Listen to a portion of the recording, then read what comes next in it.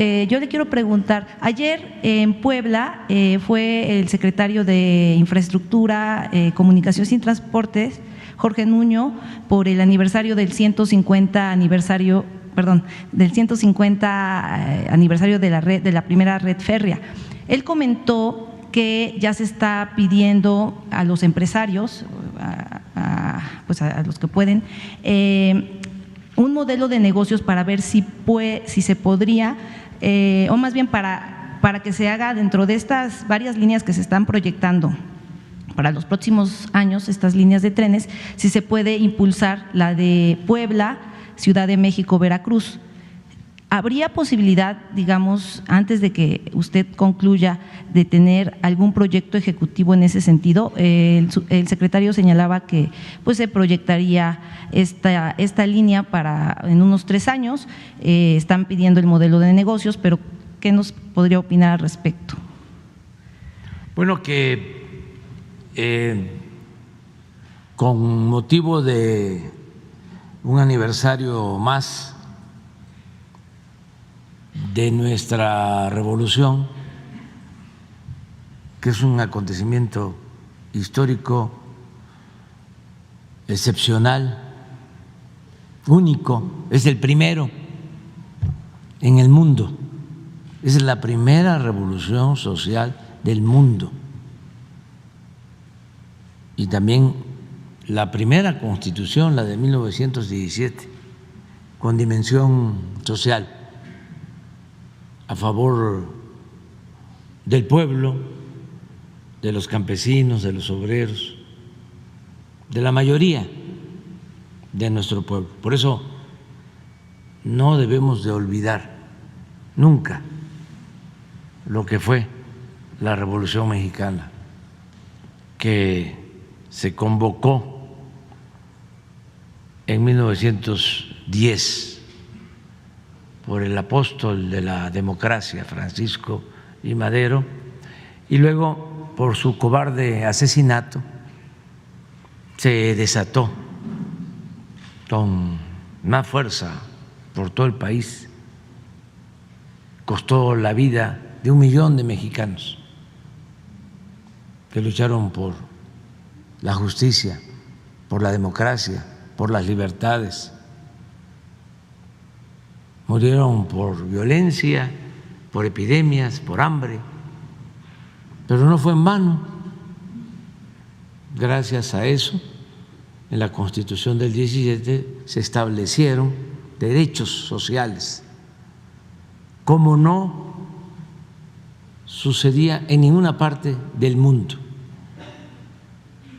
Todavía no se consumaba la Revolución Rusa, para poner un ejemplo, y ya nuestros constituyentes habían establecido el derecho de los campesinos a la tierra, el derecho a jornadas justas de trabajo de 8 horas, el salario mínimo, prestaciones y algo que fue muy importante, el dominio de la nación sobre los recursos naturales, en especial el petróleo.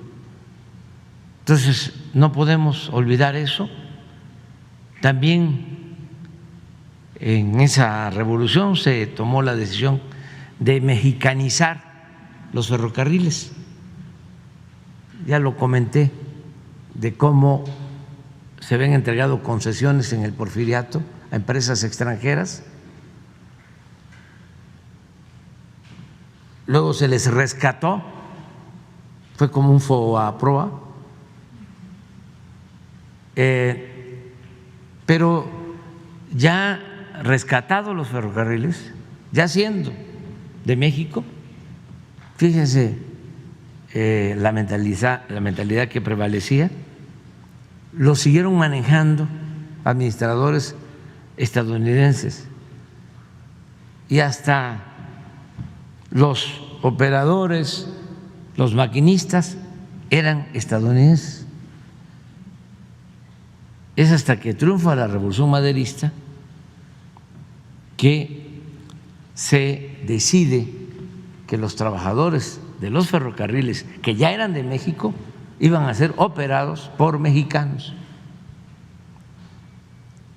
Eso se lo debemos a Francisco I. Madero. Entonces, yo quiero que para el 20 de noviembre se dé a conocer un decreto por el cual vamos a tomar la decisión de utilizar, convocando a los que tienen ahora las concesiones que entregó Ernesto Zedillo, convocándolos para que todas las vías de los ferrocarriles de México de carga puedan utilizarse, porque hay facultad legal para trenes de pasajeros. Más de 20,000 kilómetros de vías férreas. Vamos a darle primero la preferencia a quienes ya tienen las concesiones de trenes de carga, para que en un tiempo razonable nos presenten un proyecto y se conviertan esas vías que se utilizan para trenes de carga, desde luego mediante su reparación, modernización, electrificación, porque nos va a ayudar mucho a enfrentar el problema de la contaminación. Esta decisión va a entregarse a ellos la posibilidad, primero, de que se comprometan a poner trenes de pasajeros. Si en un tiempo razonable ellos deciden que no van a participar en otorgar el servicio de trenes de pasajeros y van a seguir con el servicio de carga, nosotros vamos entonces a tomar la decisión de que el Estado mexicano inicie un programa para la adquisición de trenes de pasajeros y se utilicen las mismas vías para que vuelva el servicio de trenes a México. Estamos cumpliendo 150 años desde el inicio de la construcción del primer ferrocarril, o mejor dicho, de la inauguración del primer tren, que fue en 1873, que se inauguró el tren de México a Veracruz. Entonces, es un año histórico y estos tecnócratas irresponsables, corruptos, acabaron de un abrir y cerrar de ojos con los trenes de pasajeros. Entonces queremos que se pueda viajar desde Cancún hasta la Ciudad de México en tren, desde la Ciudad de México a Guadalajara, a Nayarit, a Sinaloa, Sonora, hasta la frontera, de la Ciudad de México a Querétaro, San Luis Potosí, Monterrey, hasta Nuevo Laredo, de la Ciudad de México hasta Chihuahua en tren. Sí, presidente, ¿cuál sería el tiempo razonable? Y de una vez, porque me tengo que adelantar, no es expropiación, está en la Constitución y en la ley. Es nada más hacer uso del derecho que tenemos para que se utilice toda esa infraestructura en beneficio del pueblo de México. Entonces, voy a dar a conocer antes del día 20 de noviembre el decreto. Ya lo estamos trabajando, inclusive ya se enviaron cartas a los concesionarios invitándolos a que vayan preparando sus proyectos,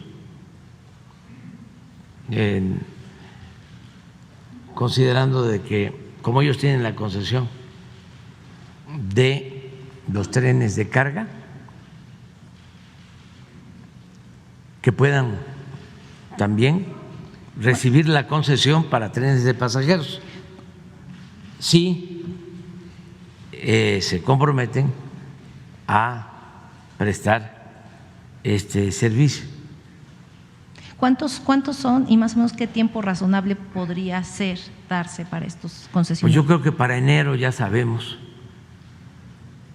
por eso lo quiero hacer pronto, para que en enero ya sepamos si hay interés o no y nos dé tiempo de tomar una decisión. ¿Cuántos concesionarios hay actualmente aproximadamente? ¿Cuántos concesionarios hay actualmente más o menos? Grandes, 3.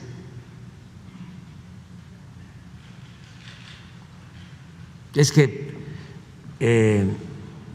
con Ernesto Zedillo se privatizaron los ferrocarriles, desaparecieron los trenes de pasajeros y se privatizaron los trenes de carga. Milagrosamente no quitaron un artículo, una fracción, en donde se establece que si el Estado mexicano, en beneficio del pueblo,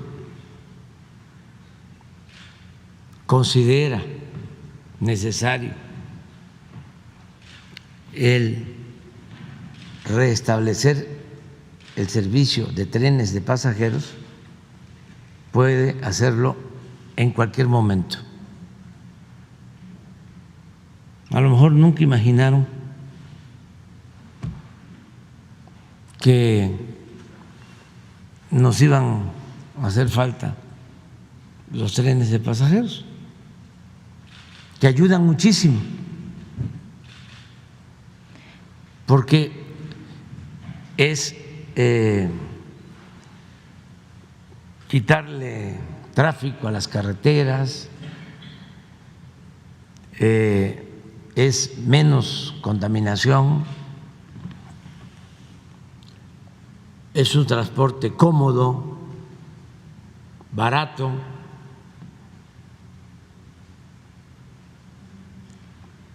Y además tenemos una fábrica de trenes en Ciudad Sagún,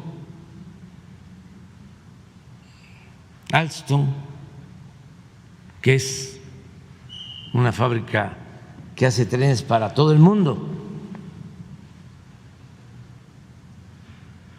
Y ya se está recuperando toda la ingeniería ferroviaria que se estaba perdiendo con la construcción del Tren Maya, con la rehabilitación del Tren del Istmo. Les comentaba yo que hicieron un tren en Florida, en Orlando. Tardaron 12 años haciendo 380 kilómetros. Y el Maya son 5 años, menos, porque empezamos realmente en el 19 y lo vamos a inaugurar a finales de este año. Y son como 2.400 kilómetros de vía y en distancia 1.554 kilómetros. Y en costos muchísimo menos. Y lo que se va a cobrar al pasajero aquí con relación a lo que van a cobrar allá, con lo que ya están cobrando, no hay comparación. Los técnicos mexicanos, los ingenieros mexicanos, los trabajadores mexicanos son mucha pieza.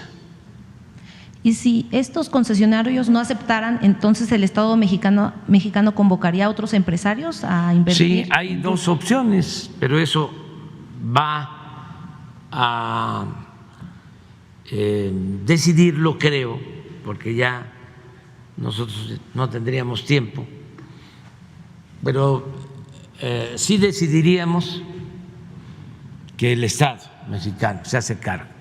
Nada más que para la entrega de las concesiones hay dos opciones.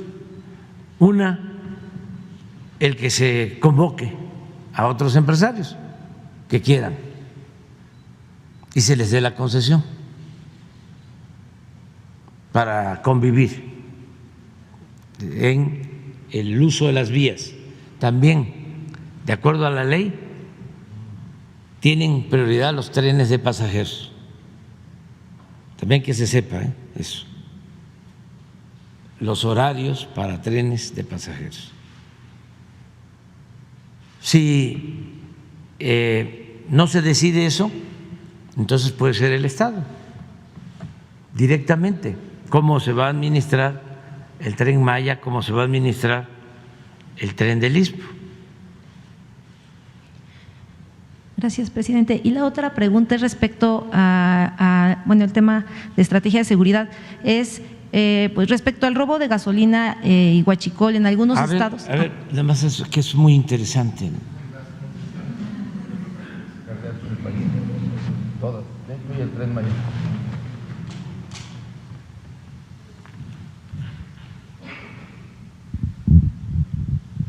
Ese es Kansas, ¿no? El rojo. Aquí fue donde se fue a trabajar Cedillo. ¿O no fue a este? Sí, a Kansas, ¿no? Sí. Después que entregó la concesión, se fue a trabajar de asesor. Bueno, la azul es Ferromec, es esta, ¿no? Miren.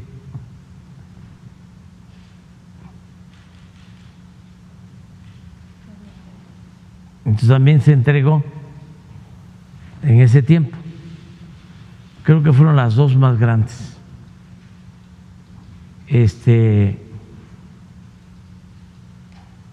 Estas son también de algunos empresarios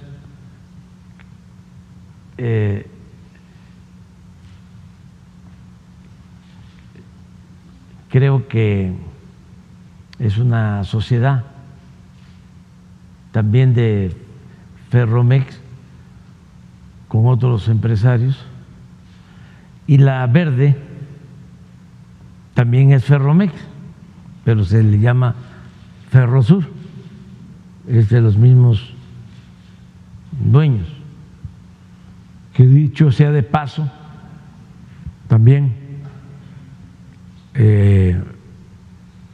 Grupo México, que es la empresa que tiene que ver con todos estos ferrocarriles, menos con esta de Kansas, ya aceptó el acuerdo del Istmo, este tramo. Ya se llegó a un acuerdo con ellos de la recuperación de la concesión.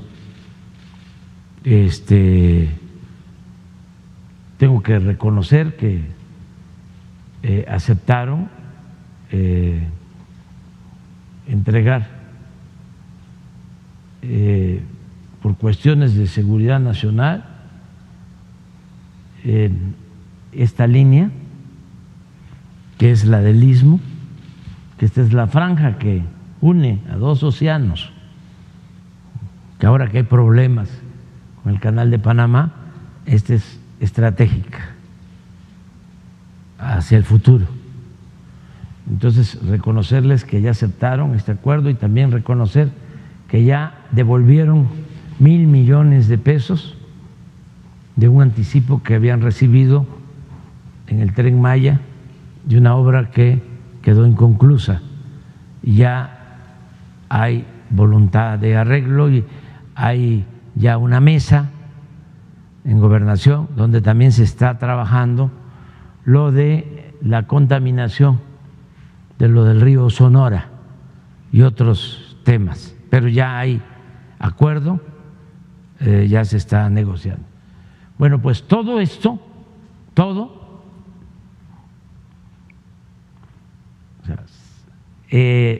va a pasar de nuevo a ser utilizado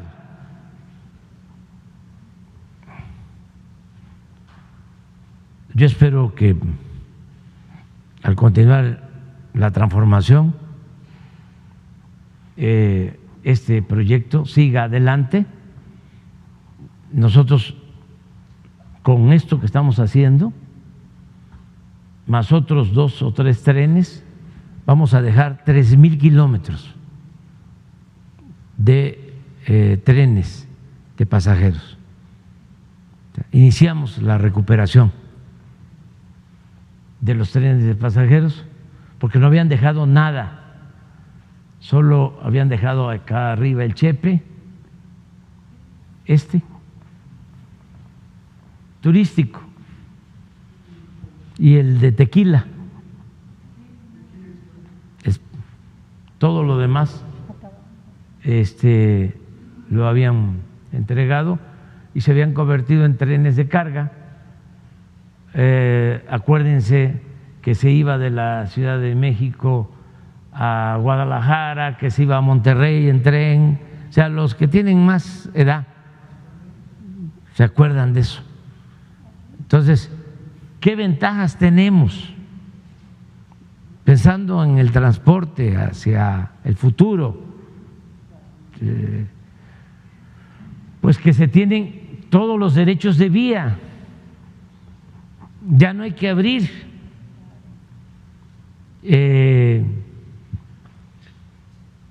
ningún tramo, no hay que afectar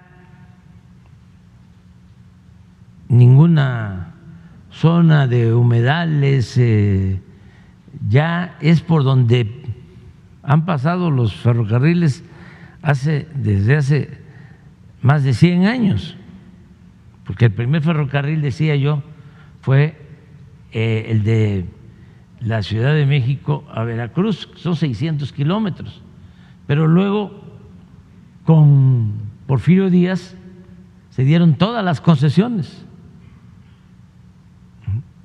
más de 20,000 kilómetros en los 34 años de Porfirio Díaz, incluidos los 4 en que estuvo su compadre, Manuel González, y se comunicó todo.